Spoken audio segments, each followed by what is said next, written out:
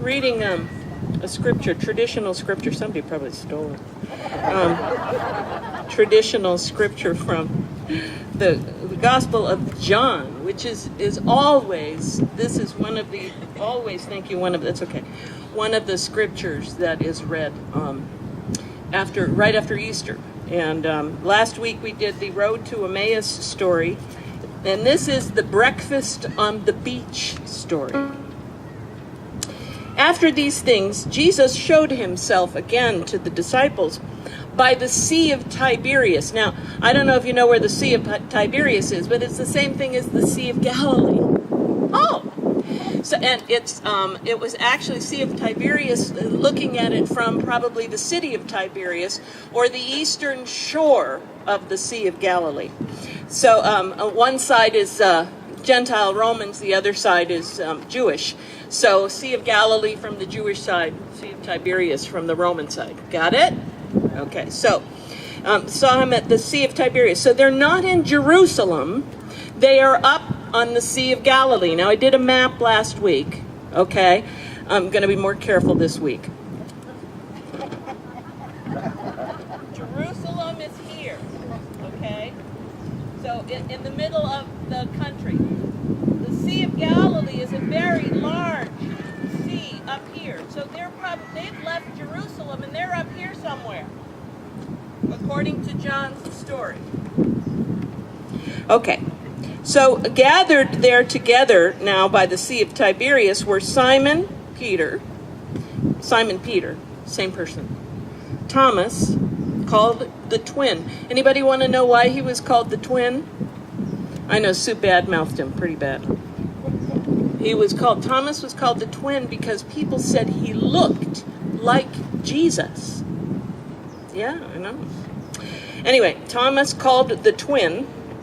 Nathanael of Cana in Galilee, the sons of Zebedee, that's James and John, and then 2 other disciples. So there's a whole passel of disciples. How many of them are fishermen, do you know? 3.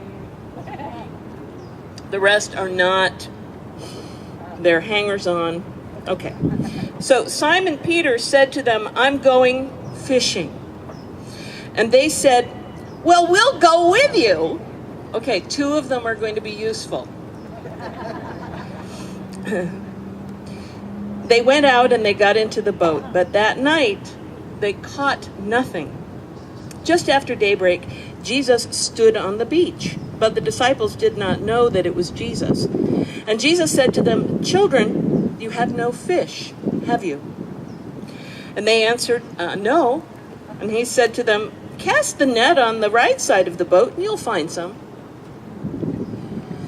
So they cast it, and now they were not able to haul it in because there were so many fish. The disciple whom Jesus loved said to Peter, it's the Lord. And when Simon Peter heard that it was the Lord, he put on some clothes, for he was naked, fishing, and jumped in the sea. But the other disciples came in the boat, dragging the net full of fish, for they were not far from the land, and they were only about 100 yards off. And when they had gone ashore, they saw a charcoal fire there with fish on it and bread. And Jesus said to them, bring some of the fish that you've caught. So Simon Peter went aboard and hauled the net ashore full of large fish, 153 of them. And though there were so many, the net was torn. Jesus said to them, come and have breakfast. And now none of the disciples dared to ask him, who are you? Because they knew it was the Lord. So Jesus came and took the bread and gave it to them and did the same thing with the fish. And this was now the 3rd time that Jesus appeared to the disciples after he was raised from the dead.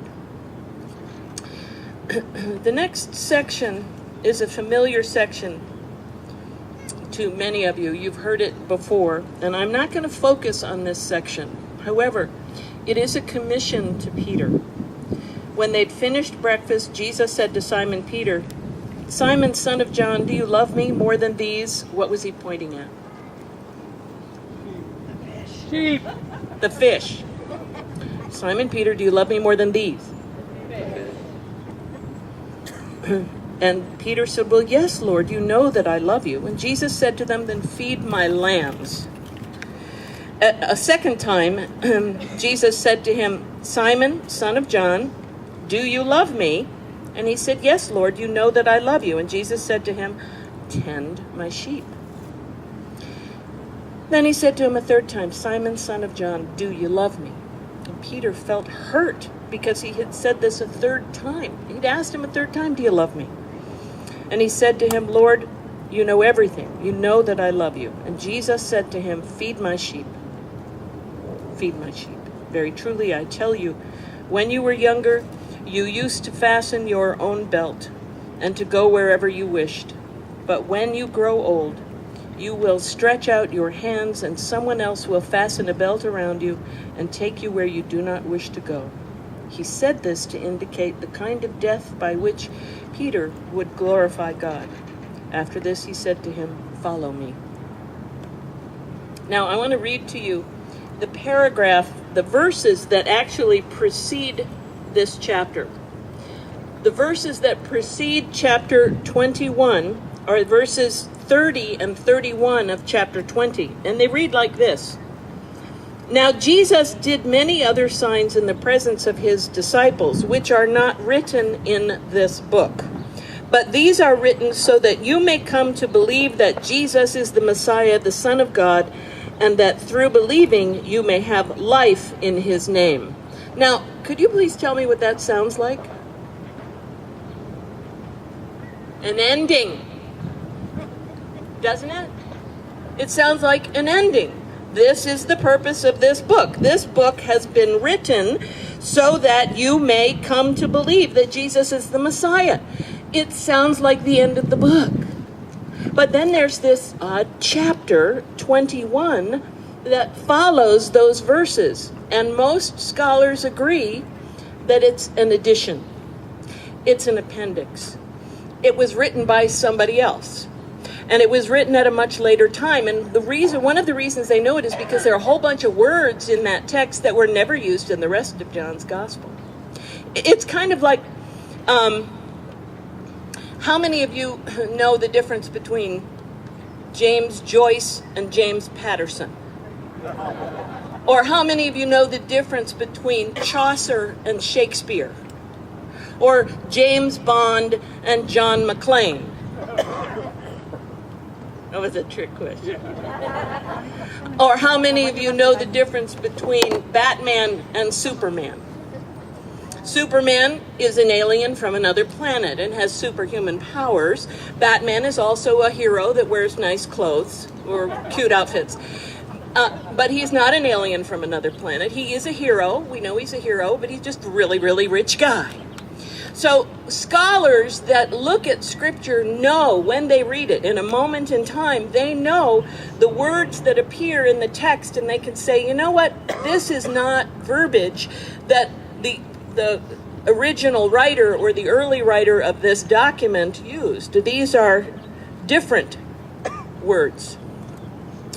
Also, pardon me for saying this, the dead giveaway is that in the last verses, there is a description of Peter's death.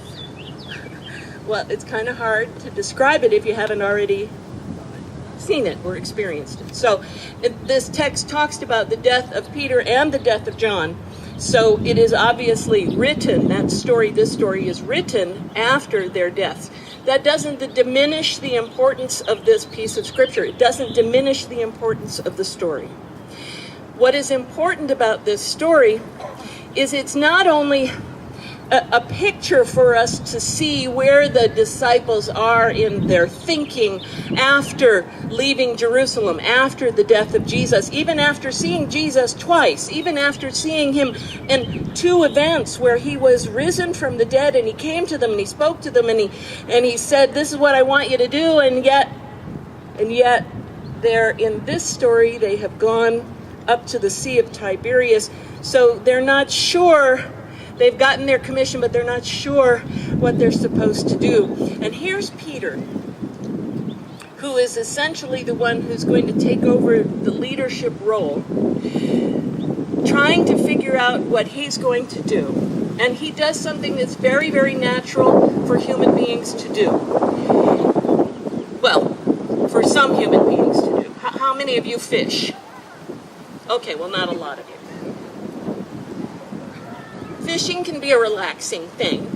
Okay, but in his case, fishing for him is something that he used to be used to, right? Used to be used to. He was a professional fisherman. This is something he can do by rote. It's like getting back on the bicycle after you fall off. He can get in the fishing boat and he can go out and he can do this labor. He can do this work. How many of you can feel good when you do work and you get work accomplished and you say, I've accomplished something today? And Peter is saying, you know what? I'm going fishing because I know if I go fishing, then I will have accomplished something. I won't be just hanging around here wondering what to do with myself, wondering when the hammer's going to drop, wondering what I'm supposed to do next, wondering what the expectations are of me. I'm going fishing. And of course the tag-alongs are saying, can we go too? So he said, okay. So he drags him out in the boat in the middle of the night to go fishing. And I'm just picturing Thomas sitting there going, what do you want me to do? What do you want me to do? What do you want me to do? Sit down. You know, I'm picturing poor Peter saying, listen, let me just do my thing. Let me do my work. Let me do my net. Let me throw out my net. Let me fish. What's interesting is they're out there and nothing happens. These are experienced, James and John and Peter are experienced fishermen. They know where to go. They know where to go, where the fish are going to be biting, where the fish are going to come into the net. But they go out and there's nothing going on. When morning comes, they've spent a night pondering why nothing is happening. And there's this voice that comes from the beach. This voice that speaks to them from the beach that says, hey boys, did you catch anything? The Greek word means lads. Hey boys, did you catch anything? No. Well, why don't you put your net over on the other side of the boat? On the right side of the boat. Now, I want to, how many of you know your job? How many of you are going to listen to the guy on the beach who says, put your net over on the other side of the boat? Well, what do we got to lose? We haven't done anything all night. Well, all right, what the heck, we'll do it. So they throw their net over to the right side of the boat, and the nets are full. And in that moment, that's when the beloved disciple, the one called John, says, it's the Lord. It's the Lord. The Lord has given us this instruction. Now let's stop right there for a minute. Peter has made a decision to go out in the boat to fish.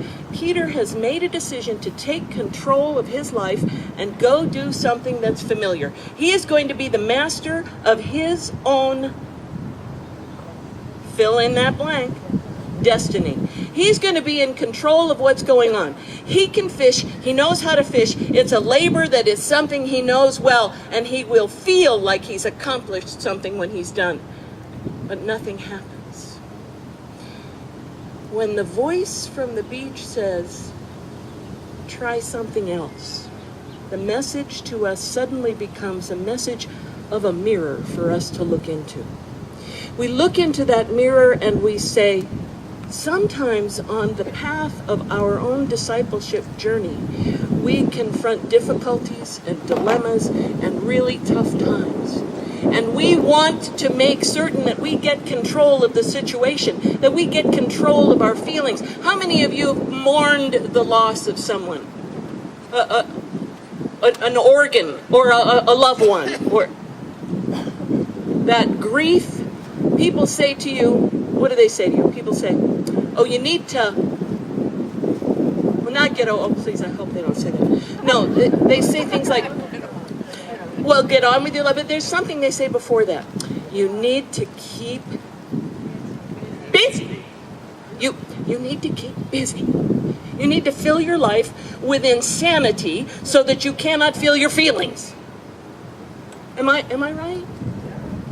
Here's Peter and the disciples who have left Jerusalem, who are trying to keep busy. They don't want to try to ponder or examine what happened. They don't want to try to ponder or examine their role or what it is they are to do. They want to go back and do the thing that makes them feel useful. And what makes him feel useful is to go fishing.